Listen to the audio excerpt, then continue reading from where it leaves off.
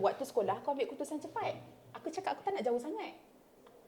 Kan aku tak naklah jauh, terlalu jauh. So aku macam kena juga tukar course. Macam tu lah. Okay. So kau dekat UPSI berapa tahun? Opsi 4. 4 tahun. Lama. Yelah kau sebenarnya kawasan sama je. Kan? Sabak berenam duduk dekat. Dekat Betul je. lah kan? So kau akan duduklah surrounding yang Sama lebih kurang je. sama kan? Sebab surrounding sama je. Macam aku nak sambung master dengan PhD nanti pun mungkin aku ambil kat USI je. Buat dekat. Tanjung Malim, Sabak berenam sebelah-sebelah lah. Faham? So apa life kau dekat UPSI? Dekat USI daripada segi belajar aku tak ada pengalaman. Sebab aku sibuk kerja. So diceritakan sebenarnya aku belajar tu untuk persinggahan untuk aku dapat CJ je. Aku tak agai betul momen-momen belajar. Waktu diploma aku agai. Sebab aku kerja tu tak setakat ala jual-jual macam tu je kan.